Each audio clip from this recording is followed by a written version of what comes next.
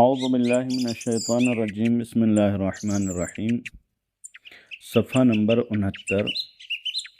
اس صفحے میں سورہ مبارکہ آل عمران کی 149 نمبر سے 153 نمبر تک کی 5 آیات ہیں۔ ان آیات کا ترجمہ۔ بسم اللہ الرحمن الرحیم۔ ایمان والو، اگر تم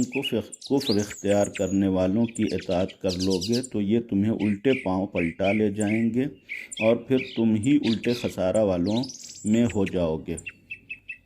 بلکہ خدا تمہارا سرپرست ہے اور وہ بہترین مدد کرنے والا ہے۔ ہم عنقریب کافروں کے دلوں میں تمہارا رعب ڈال دیں گے کہ انہوں نے اس کو خدا کا شریک بنایا ہے جس کے بارے میں خدا نے کوئی دلیل نازل نہیں کی ہے، اور ان کا انجام جہنم ہوگا اور وہ ظالمین کا بدترین ٹھکانہ ہے۔ خدا نے اپنا وعدہ اس وقت پورا کر دیا جب تم اس کے حکم سے کفار کو قتل کر رہے تھے، یہاں تک کہ تم نے کمزوری کا مظاہرہ کیا اور آپس میں جھگڑا کرنے لگے، اور اس وقت خدا کی نافرمانی کی جب اس نے تمہاری محبوب شے کو دکھلا دیا تھا۔ تم میں کچھ دنیا کے طلبگار تھے اور کچھ آخرت کے۔ اس کے بعد تم کو ان کفار کی طرف سے پھیر دیا تاکہ تمہارا امتحان لیا جائے، اور پھر اس نے تمہیں معاف بھی کر دیا کہ وہ صاحبان ایمان پر بڑا فضل و کرم کرنے والا ہے۔ اس وقت کو یاد کرو جب تم بلندی پر جا رہے تھے اور مڑ کر کسی کو دیکھتے بھی نہ تھے، جبکہ رسول پیچھے کھڑے تمہیں آواز دے رہے تھے، جس کے نتیجے میں خدا نے تمہیں غم کے بدلے غم دیا تاکہ نہ اس پر رنجیدہ ہو جو ہاتھ سے نکل گئی اور نہ اس مصیبت پر جو نازل ہو گئی ہے، اور اللہ تمہارے اعمال سے خوب باخبر ہے۔ یہ آیات بھی اسی سلسلے کی آیات ہیں کہ جو جنگ احد کے حوالے سے سورہ مبارکہ آل عمران میں پائی جاتی ہیں، کہ جنگ احد کے بعد سے کافروں نے، البتہ کافر سے مراد یہاں بظاہر وہی منافقین ہے کہ جو مدینے میں تھے، ورنہ خود جو کفار اور مشرکین تھے وہ تو مدینے سے کافی دور تھے۔ چونکہ یہ لوگ ہار کر آئے تھے مسلمان، لہٰذا ان کے حوصلے پست کرنے کے لیے ان کو طرح طرح سے ڈرانا، ان کو طرح طرح سے مثلاً پریشرائز کرنا کہ مثلاً خدا نے جو ہے وہ تمہارا ساتھ نہیں دیا، یا تمہاری نصرت نہیں کیا، یا تمہیں جو ہے وہ چھوڑ دیا، یا مثلاً خدا تمہارے ساتھ نہیں ہے، یا نعوذ باللہ رسول ہی تم سے جھوٹ بول رہے ہیں، اس طریقے کے ریومر کے جس سے مسلمانوں کے حوصلے ٹوٹ جائیں، جس سے مسلمانوں کے ایمان کمزور ہو جائیں، جس سے مسلمان بکھر جائیں اور مثلاً پیغمبر کے اوپر ایمان نہ رکھیں یا پیغمبر کی باتوں کو تسلیم نہ کریں۔ اس قسم کے بہت ساری افواہیں پھیلائی جا رہی تھیں، اور اس کا مقصد ان کو ایمان سے دور کرنا یا ایمان سے باہر کرنا تھا۔ لہٰذا اس آیت میں صاحبان ایمان کو خطاب کیا گیا کہ یہ جو کافر ہیں، اگر ان کی تم اطاعت کرو گے یا ان کی باتوں میں آؤ گے، یردوکم علی اعقابکم، تو تم جہاں سے آئے تھے وہیں تک یہ تم کو پلٹا دیں گے۔ یعنی تم مثلاً اس سے پہلے مشرک تھے، اور مشرک کے یعنی شرک کے زمانے میں یا کفر کے زمانے میں جو قرآن مجید نے بیان بھی کیا کہ کنتم علی شفا حفرۃ من النار، تم آگ کے دہانے پہ تھے، تم بربادی کے کگار پر تھے، اور تمہارے اندر گویا کوئی انسانی بوباس نہیں پائی جاتی تھی، اور تمہارے اندر کچھ بھی نہیں تھا۔ اب اسلام نے آ کر تمہیں اتنی عظیم نعمتوں سے نوازا ہے، اور پھر اگر تم ان کی باتوں میں آؤ گے تو اسی زیرو پوائنٹ پہ کہ جہاں سے تم آئے تھے، اسلام میں آنے کے بعد اتنی ترقی کی ہے، پھر وہیں تک پہنچا دے فتنقلبوا خاسرین۔ تو اتنا ترقی کرنے کے بعد پھر جو ہے وہ تم اسی گھاٹے میں چلے جاؤ گے۔ اور پھر قرآن مجید کہتا ہے کہ بل اللہ مولاکم، یہ استدراک ہے، یعنی پہلے یہ کفار کے افواہوں کو بیان کیا، اور کفار کے افواہوں کے ذریعے سے جو ایمان کے اوپر اثر پڑتا یا ان کے عقیدے کے اوپر اثر پڑتا، ان کو بیان کرنے کے بعد کہا کہ تم کیوں بہکاوے میں آؤ گے، تمہیں کیا ضرورت ہے ان کے بہکاوے میں آنے کی، بل اللہ مولاکم، اللہ تمہارا سرپرست ہے، اور اللہ جس کے ساتھ ہے پھر اسے کسی کی ضرورت نہیں ہوتی۔ یعنی مثلاً خدا ہمارے ساتھ ہے، خدا ہمارا سرپرست ہے، اور کافر آ کر ہم کو کچھ سمجھائے، یہ تو بہت تعجب کی بات ہے۔ خدا آ کے بتائے گا، خدا جو کہے گا وہ ہوگا، خدا کا رسول جو بتائے گا وہ ہوگا، کہ یہ کافروں کے کہنے سے کچھ ہونے والا ہے۔ وَهُوَ خَيْرُ النَّاصِرِينَ، اور یہ بہترین مددگار ہے، پروردگار عالم سرپرست بھی ہے، تمہارا بہترین مددگار بھی ہے۔ اور اب تک کوئی مدد میں کوتاہی بھی نہیں کی ہے پروردگار عالم نے کہ مثلاً جو ہے وہ تمہارا بھروسہ پروردگار عالم کی طرف سے اٹھ جائے۔ اور اس کے بعد پروردگار عالم نے اس کا وعدہ کیا کہ سنلقی فی قلوب الذین کفروا الرعب، ہم عنقریب کافروں کے دلوں میں وحشت ڈال دیں گے۔ اور یہ وحشت جس کا وعدہ کیا گیا یہ پروردگار عالم نے کافروں کے دلوں میں رکھی تھی، اور اس کا ایک نمونہ اسی جنگ احد میں دیکھنے کو ملا کہ جنگ احد پہلے مرحلے میں مسلمان جیتے، اور اس کے بعد پھر مال غنیمت کے چکر میں جب مال غنیمت لوٹنے میں لگ گئے اور پھر کفار نے حملہ کیا تو بظاہر کافر غالب آ گئے اور آ کر حملہ کیا، پیغمبر کو زخمی کر دیا، جناب حمزہ کو شہید کر دیا، 70 دیگر مسلمانوں کو شہید کر دیا۔ تو پھر ظاہر ہے کہ ان کے اندر ایک حوصلہ بلند ہو جانا چاہیے، اور پھر یہاں رکتے اور پھر مسلمانوں کا جو سامان جنگ تھا وہاں پر احد کے میدان میں وہاں لوٹتے، اور پھر جب جیت جاتے تو مدینے کے اوپر حملہ کرتے۔ لیکن قطعاً ایسا کچھ نہیں ہوا، باوجود اس کے کہ وہ جنگ کے میدان سے کامیاب واپس جا رہے تھے، لیکن ان کے اندر اتنا حوصلہ نہیں تھا، اتنی ہمت نہیں تھی کہ مثلاً جنگ کے میدان سے سامان جنگ لوٹ کے لے جاتے، یا جو ہے وہ واپس مدینے کے اوپر حملہ کرتے اور مدینے میں لوٹ پاٹ کرتے، مدینے کو تاراج کرتے۔ نہیں، ان کو اصلاً اس بات کی ہمت نہیں ہوئی، کیوں؟ اس لیے کہ ان کے دلوں میں رعب بیٹھا ہوا تھا، ان کے دلوں میں خوف بیٹھا ہوا تھا، اور یہ خوف سوائے اس کے کچھ نہیں تھا کہ یہ لوگ مشرک ہیں۔ یعنی مشرک کے حوالے سے یہاں پر قرآن مجید نے جس نقطۂ نظر کو بیان کرنا کیا ہے وہ یہ ہے کہ ان کے دلوں میں شرک کا خوف بیٹھا تھا۔ شرک کا خوف کیا ہوتا ہے؟ شرک کا خوف یہ ہوتا ہے کہ جب انسان اللہ کو نہیں مانتا، یہ نہیں مانتا کہ مثلاً دنیا میں جو کچھ ہو رہا ہے اس کا کوئی کرنے والا ہے، یا اس کو کوئی انجام دینے والا ہے، یا اس کا کوئی بھی سرپرست ہے، کوئی مالک ہے، کوئی خالق ہے، جب کچھ نہیں مانتا تو اس کو پھر کسی بھی چیز کے اوپر بھروسہ کیسے ہو سکتا ہے؟ یعنی خدا کو جب نہیں مانتا تو پھر کس کو مانے گا کہ مثلاً اس کے بھروسے پر جنگ جیتی جا سکتی ہو، یا اس کے بھروسے پر کسی ملک کے اوپر قبضہ کیا جا سکتا ہو، کسی شہر کے اوپر قبضہ کیا جا سکتا ہو؟ ظاہر ہے کہ مشرک اس حالت میں زندگی گزارتا ہے کہ اس کا بھروسہ کوئی نہیں ہوتا، اس کا سپورٹ کوئی نہیں ہوتا، ایک عقیدے کے جہاد سے، فکری اعتبار سے اس کا کوئی بھی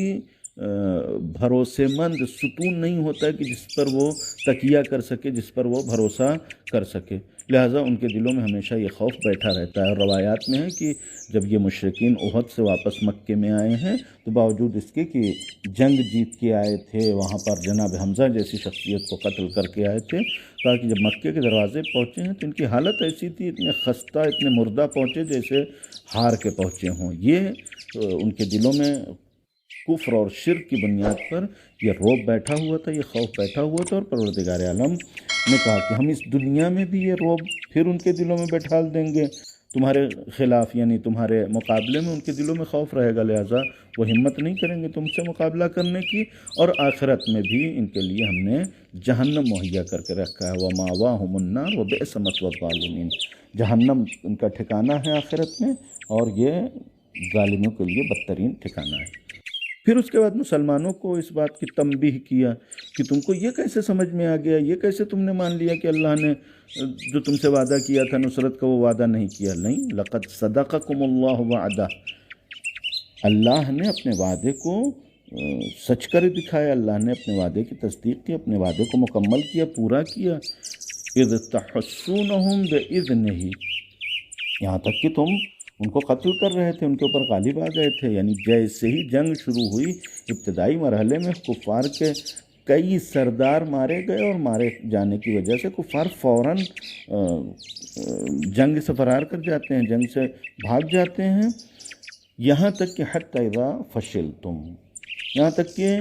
تمہارے قدم جو ہے وہ اکھڑ گئے۔ یعنی جب کفار چلے گئے تو تمہارے اندر وہ کمزوری آ گئی کہ جو نہیں آنی چاہیے تھی۔ اللہ نے اپنے وعدے کو پورا کیا، اللہ نے اپنے وعدے کو مکمل کیا، لیکن شکست کہاں سے ہوئی ہے اس کے عوامل یہاں پر قرآن نے بیان کیا۔ حتی اذا فشلتم، سب سے پہلے تو تم کمزور پڑ گئے، تمہارے قدم اکھڑ گئے، اور یہ قدم اکھڑنے کا سے مراد بھی یہی ہے کہ جو تمہیں حکم دیا گیا تھا اللہ اور رسول کے فرمان کے اوپر اگر باقی رہتے، برقرار رہتے تو تم جو ہے وہ وہی کرتے کہ جو رسول نے حکم دیا تھا، لیکن تمہارے قدم وہاں سے اکھڑ گئے، تم نے نافرمانی کی۔ وَتَنَازَعْتُمْ فِي الْأَمْرِ، اور تمہارے آپس میں تنازع اور جھگڑا شروع ہو گیا، کہ اس جھگڑے سے مراد بھائی درے کے اوپر جو افراد موجود تھے وہاں پر عبداللہ ابن جبیر کو پیغمبر نے مامور کیا تھا کہ یہاں کو درے کو نہیں چھوڑنا، اور اس وقت درے کے اوپر جو سردار اور جس کی اطاعت واجب تھی وہ عبداللہ ابن جبیر تھے۔ یعنی پیغمبر نے اگر سردار ان کو بنایا ہے تو سردار کی سرکردگی میں انسان کو رہنا ہے، اس کی اطاعت کرنا ہے، لیکن وہاں پر بجائے اس کے کہ عبداللہ ابن جبیر کی بات مانتے اس سے تنازعہ کرنے لگے، ان سے جھگڑا کرنے لگے، اور وہ یہ کہہ رہے تھے کہ جو لوگ فرار کر کے آئے وہاں سے یا بھاگ کے آئے وہ اس وجہ سے بھاگ کے آئے تھے، وہ کہہ رہے تھے کہ اگر مسلمان سب مال غنیمت لے لیں گے تو ہو سکتا ہے کہ پیغمبر بعد میں یہ کہہ دیں کہ جس نے جو اٹھایا ہے وہ اس کا، تو پھر ہمیں کچھ نہیں ملے گا، ہم یہاں پر خالی ہاتھ رہ جائیں گے۔ وہاں پر 40 افراد یعنی 50 افراد کو پیغمبر نے وہاں پر مامور کیا تھا، لیکن اس میں سے 40 افراد درہ چھوڑ کر چلے آئے، اور باقی عبداللہ ابن جبیر کی سرکردگی میں 10 افراد وہاں پر باقی رہے کہ جو سب کے سب خالد بن ولید کے حملے میں شہید ہو گئے اور مارے گئے درے کے اوپر۔ لہٰذا یہ تنازعہ تمہارا باعث ہوا تمہاری شکست کا۔ وَعَصَيْتُم مِّن بَعْدِ مَا أَرَاكُم مَّا تُحِبُّونَ، اور ہم نے تمہیں تمہاری فتح اور کامیابی دکھا دی، اس کے باوجود تم نے معصیت کیا۔ یعنی تمہاری کامیابی تمہاری نظروں کے سامنے تھی، اس کے باوجود بھی تم پیغمبر کے فرمان کے تحت باقی نہیں رہ سکے، اور جو ہے وہ تم نے فرار اختیار کیا، اور جہاں پیغمبر نے کہا تھا رہنے کے لیے وہاں پر تم ٹکے نہیں، رکے نہیں، اور وہاں سے درے کو چھوڑا، اور جس کے بعد تمہاری شکست کا آغاز ہوا۔ پھر قرآن اس بات کو بھی بیان کرتا ہے کہ یہ ایک سلسلہ تھا۔ دوسرے یہ کہ تمہارے گروہ میں، تمہارے لشکر میں، تمہارے ساتھ جو لوگ تھے وہ ایک مت نہیں تھے، ایک فکر کے اوپر نہیں تھے، بلکہ ان میں کچھ ایسے تھے جو دنیا طلب تھے اور کچھ آخرت طلب تھے۔ لہٰذا پروردگار عالم نے ایک تھوڑا سا یہ حالات کو بدلا تاکہ پروردگار عالم دیکھے کہ اس میں دنیا طلب کون ہے اور آخرت طلب کون ہے، لِیَبْتَلِیَکُم، تاکہ تمہاری آزمائش کرے۔ اور یہیں سے پتہ چل جائے گا کہ دنیا طلب کون ہے، آخرت طلب کون ہے، کہ اگر انسان دنیا طلب ہے تو مال غنیمت کے چکر میں رسول کے فرمان کو ترک کر دے گا، رسول کی نافرمانی کر جائے گا، اور اگر آخرت طلب ہے تو پوری دنیا رسول کے اوپر قربان کر دے گا، رسول کے فرمان سے سرپیچی نہیں کرے گا۔ اللہ نے یہاں پر امتحان لیا تمہارا، پتہ بھی چل گیا کہ کون دنیا والے ہیں کون دین والے ہیں۔ اب ظاہر ہے کہ مسلمان چاہے جتنے اندھے رہیں اور پہچاننے کی کوشش نہ کریں، جاننے کی کوشش نہ کریں، لیکن بہرحال پروردگار عالم نے آئینہ دکھا دیا، سب کو پہچانوا دیا کہ کون دنیا والے تھے۔ جو دنیا والے تھے وہ میدان میں رسول کو تنہا چھوڑ کے بھاگ گئے تھے، اور جو آخرت والے تھے انہوں نے اپنی جان تک کا نذرانہ میدان احد میں پیش کر دیا۔ پروردگار عالم نے اس کے بعد معاف بھی کر دیا جو لوگ نافرمانی کرنے والے تھے، اس لیے پروردگار عالم مومنین کے اوپر مہربان ہے، مومنین کے اوپر فضل اپنا برقرار رکھتا ہے۔ اب یہ مومنین کہنا اس بات کی دلیل ہے کہ اگر کوئی واقعاً ایمان کے جادے سے نکل گیا ہے تو وہ اس آیت میں شامل نہیں ہوگا۔ اب قرآن مجید نے پہلے بھی بیان کیا کہ جو لوگ واپس جا رہے تھے، واپس جانے والے صرف یہ نہیں تھے کہ میدان سے واپس جا رہے تھے، بلکہ پیغمبر کے رحلت کی خبر سن کے اور وہ دین سے بھی واپس جا رہے تھے۔ جو دین سے واپس جا رہے تھے وہ کہاں کے مومن ہیں کہ پروردگار عالم ان کے اوپر اب فضل کرے گا اپنا۔ اس کے بعد آخری آیت ان لوگوں کی حالت کو بیان کرتی جنہوں نے جنگ سے فرار کیا، اور یہ آیت بہت ہی صریح آیت ہے کہ انسان اس تاریخ کو پہچانے کہ تُسْعَدُونَ وَلَا تَلُوُونَ عَلَىٰ أَحَدٍ وَرَسُولُ يَدْعُوكُمْ، کہ تم پہاڑوں کے اوپر بھاگ رہے تھے اور مڑ کر کسی ایک کو نہیں دیکھ رہے تھے، جبکہ رسول تمہیں آواز دے رہے تھے۔ یعنی جو لوگ فرار کر گئے، آج مسلمان ان کی توجیہ یہ کرتے ہیں کہ آواز آئی تھی کہ پیغمبر قتل کر دیے گئے، تو انہوں نے یہ سوچا کہ جو پیغمبر قتل کر دیے گئے تو مثلاً اب جنگ میں رہنے کا فائدہ کیا ہے، لہٰذا فرار کر گئے۔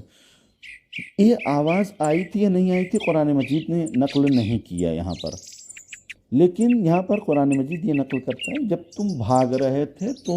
والرسول یدعوکم، رسول تمہیں بلا رہے تھے، تمہیں وہ والی تو آواز تو آ گئی کہ پیغمبر قتل کر دیے گئے، وہ تم نے سن لیا، اس کی بنیاد پر بھاگنے لگے۔ والرسول یدعوکم، رسول تمہیں بلا رہے تھے، وہ تمہاری آواز تمہارے کانوں تک نہیں آئی۔ رسول تمہیں بلا رہے تھے لیکن اس کے باوجود تم جو ہے وہ فرار کر رہے تھے، اور تم نے رسول کی باتوں پر بھی غور نہیں کیے۔ فَأَثَابَكُمْ غما بغم لكي لا تحزنوا على ما فاتكم ولا ما أصابكم واللہ خبیر بما تعملون۔ اس کے بعد پروردگار عالم نے تمہارے غم میں اضافہ کیا، غم کے اوپر غم دیا، شکست کے اوپر شکست، اور یہ اس لیے کیا کہ لَكَيْ لَا تَحْزَنُوا عَلَى مَا فَاتَكُمْ وَلَا مَا أَصَابَكُمْ، تاکہ جو تمہارے ہاتھوں سے نکل گیا اس کے اوپر تمہیں افسوس نہ ہو۔ مال غنیمت جو تمہارے ہاتھوں سے نکل گیا اس کے اوپر تم اس وقت افسوس کرتے کہ جب جو ہے وہ تمہیں مکمل ملنے کی امید ہوتی، لیکن تمہیں اپنے جان کا خوف ایسا ہوا کہ جان بچانے کے لیے تم نے مال غنیمت بھی ترک کر دیا۔ یعنی اب تمہیں افسوس نہیں ہوگا اگر کسی سے پوچھا جائے جنگ جوہد میں مثلاً ایک کافر کی تلوار نہیں ملی اور تم فرار کر آئے تو تمہیں افسوس ہے؟ نہیں، افسوس نہیں ہے، اس لیے کہ جان بچا کے آئے ہیں، لہٰذا تمہیں اپنے جان بچانے پر بہت زیادہ جس کو کہا جائے وہ بھروسہ اور اچھا لگا، لہٰذا تمہیں افسوس نہیں ہوگا۔ ولا ما اصابکم، جو تکلیف ہوئی اس کے اوپر بھی تمہیں کوئی افسوس نہیں ہوگا کہ جو بھی مصیبت تھی ٹل گئی، اور یہ اس جہت سے بھی تمہارے لیے باعث صبر ہے۔ یہ سب کچھ تمہاری غلطی کا نتیجہ تھا، اس میں پروردگار عالم کی نعوذ باللہ کوئی کوتاہی نہیں تھی کہ پروردگار عالم نے نصرت میں کوتاہی کی ہو، مدد میں کوتاہی کی ہو یا سرپرستی میں کوتاہی کی ہو، بلکہ پروردگار عالم کی جانب سے انتظام مکمل تھا۔ تمہارے ایمان میں کھوٹ آ گیا، تمہارے ایمان میں کمی آ گئی، لہٰذا تم جو ہے وہ اس شکست سے دوچار ہوئے۔ اس کے بعد بھی جو آیات ہیں وہ اسی سلسلے کے ہیں، جنگ احد کے حوالے سے ہیں، انشاءاللہ بعد میں بیان ہوگی۔ السلام علیکم ورحمۃ اللہ وبرکاتہ۔